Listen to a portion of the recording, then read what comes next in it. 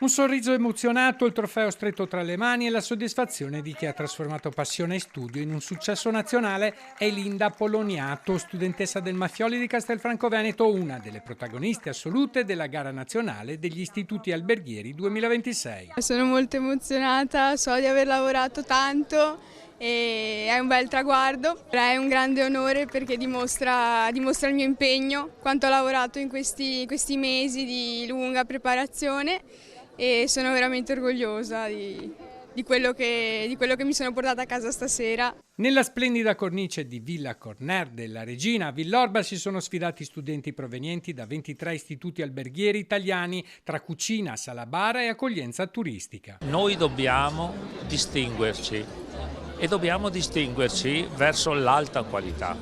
Non possiamo fare concorrenza a un mercato turistico di bassa qualità perché questo non può essere il futuro di questo paese e quindi la scuola diventa il motore fondamentale di questo cambiamento.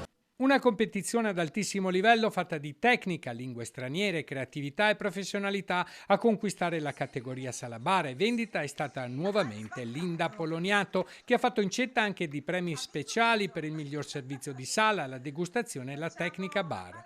Successo anche per Sofia Nembrini e Linda Salvetti dell'Istituto San Pellegrino Terme, vincitrici rispettivamente nelle categorie enogastronomia e accoglienza turistica. E alla fine arriva anche il riconoscimento più prestigioso miglior istituto d'Italia all'Ipseoa Maffioli di Castelfranco Veneto. È una soddisfazione che mi riempie l'animo e il cuore di soddisfazione sia per i risultati che hanno avuto i ragazzi sia per quello che guadagniamo noi come istituto Maffioli, che puntiamo sempre all'eccellenza e a lavorare sui ragazzi, sui loro sogni e sulle loro soddisfazioni e quindi doppiamente contento prima di tutto per loro e poi per il nome che portiamo avanti come istituto.